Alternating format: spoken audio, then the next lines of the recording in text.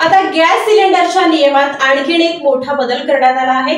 या बदलाच्या माध्यमातून नेमकं काय होणार आहे आणि हा बदल नेमका कशासाठी करण्यात आलाय पाहूया। गॅस बुकिंग करण्यासाठी मोबाईलवर संबंधित क्रमांकावर कॉल केला जातो।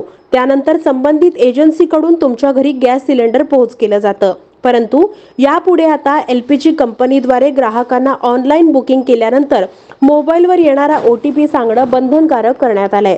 जर गॅस सिलेंडर डिलिव्हर करण्यासाठी आलेल्या व्यक्तीला ओटीपी सांगितला नाही तर तुम्हाला आता सिलेंडर मिळणार नाही।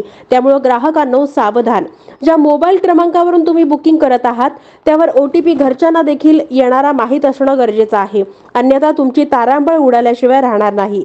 आजवर तुम्ही घरगुती गॅस सिलेंडरसाठी जशी बुकिंग करत होतात यापुढेही त्याच पद्धतीनं फोनवरच बुकिंग करावी। मात्र आता ही पद्धत सुरक्षित करण्यासाठी नवीन नियम लागू करण्यात आलेले आहेत, ज्यामध्ये सिलेंडरच्या डिलिव्हरीसाठी ओटीपी गरजेचा असणार आहे। मात्र असं असलं तरी या नव्या नियमानं ग्राहकांची चांगलीच अडचण होईल आणि सिलेंडरसाठी वितरकांसोबत खटके उडू शकतील।